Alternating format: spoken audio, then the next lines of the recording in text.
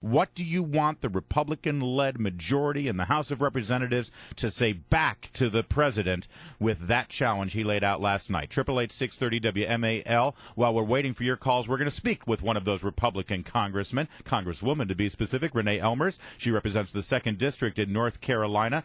Representative Ellmers, thanks so much for joining us this morning.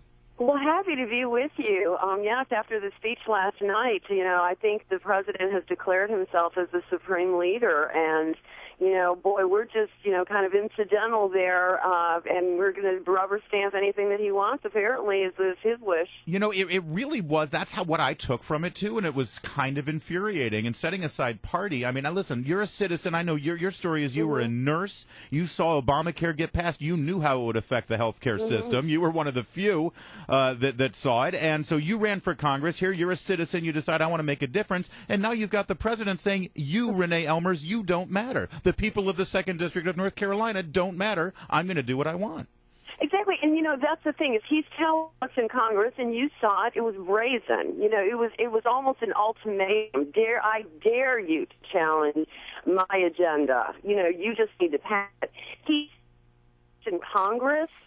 Obviously, he said he's got a pen, he's got a phone. He also has a constitution that he needs to follow. Yeah. And, what he's doing is he's challenged the American people. He may be using us, as the stepping stone to get what he wants. But he's basically saying to the American people, I am going to defy the Constitution to get what I want. Listen, I appreciate you joining us this morning. And if you could, we're having a little trouble with your cell phone. Maybe if you can get near a window or something while we continue the conversation here. Let me ask you this. You are elected by the people from your district in North Carolina. You come to Washington, D.C., you're supposed to represent their desires and their wishes. Other Republicans came, and they were just as legitimately elected. There's supposed to be a separation of powers in this country, but the president has simply decided by fiat that he knows better and that he is going to do what he thinks is best if he can't get Congress to act. The last time I checked, we are a divided nation, and it's not surprising that Congress disagrees with this president. What are you as a Republican, and what are other Republicans going to do to resist the president on this? Well, we're going to continue to fight for the American people. He may feel that this is his opportunity to take the State of the Union speech and tell the American people and tell Congress, okay, I'm just going to tell you what my plan is. My plan is to get my agenda through, whether you like it or not. And, we are going to continue, as the Constitution has directed us, we are the ones who are in charge of the purse strings for the entire country.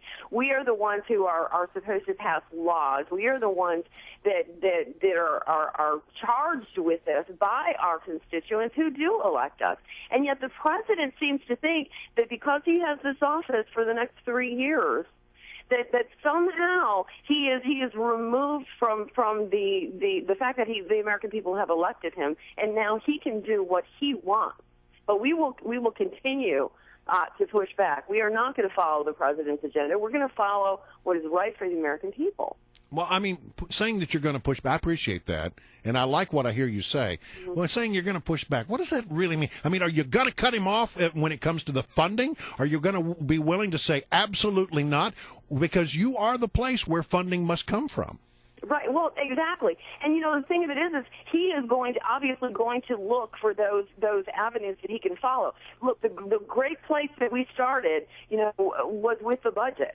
The fact that we have a budget for the first time in about 5 years, and we are using the appropriations process as it should be, it takes back the control of the purse strings. When we were passing continuing resolutions to fund the federal government, when we didn't have a federal budget, when we weren't using the appropriations process, the White House really had the ability to move money around in the agencies as they wanted. And that may very well be the reason that he is being so defiant now. Representative Renee Ellmers is our guest. She's a Republican from North Carolina. North Carolina, the rest of a lot of places in the country have had a really tough time the last 5 years. Despite Washington, North Carolina's economy is really doing pretty well right now. You've got a $7.25 minimum wage in North Carolina. It seems to be working for Carolinians, and it seems to be working doing for your state's economy. What do you think of the president demanding that you give America a raise and make everyone in North Carolina on minimum wage make $10.10 an hour unilaterally? Is that a good idea for North Carolina? Absolutely not. As we know, minimum wage is just, is the open door to a job. And when an individual gets that job and then they move up through the system, that's what we want to see. So basically the president says, you know what, we're not going to follow that way of doing business anymore. We want minimum wage to be increased. In fact, I'm going to demand you increase minimum wage for these workers. I think this plays into that same mentality that he has with extending unemployment, and which, of course, in North Carolina, they ended the federal extension. And look, now jobs are being created. It's amazing what happens when people can actually go out and look for a job, And these are the things that the president looks for and says these are going to solve the problems for America. What he basically is saying is, I have no leadership skills. I have not been able to lead as a president, and so therefore this is the path I'm going to take. Renee Ellmers, I have to ask you this. It turns out that Clay Aiken is going to be running against you in your district if he wins his primary. Is there any chance there will be a karaoke throwdown between you and Clay Aiken? Because I will tell you, if that's what it's going to come to, I am in big trouble. I just want you to know that, I understand that this is obviously it's your district in North Carolina, but we would be happy to host an in-studio debate between absolutely. you and Clay Aiken, and Brian and I could moderate, and we could bring in Simon Cowell as well. Hey, that would be good. That would be very good. We could get a couple of celebrities in there. I appreciate the offer. Seriously, does the 2nd District of North Carolina, are they going to take Clay Aiken seriously as a contender? Do you take him seriously? I'm not sure. Apparently, his performing career is not going so well, and he's very bored. But I'll take it. I will tell you, I'm a little hurt. I think he has an incredible voice. I think he's incredibly talented. And I would rather have his support. Well, did you vote for him on American Idol? That's the thing I have to... No, I really never got into that. As we know, he didn't really fare all that well. He was runner-up, so... Oh, snap!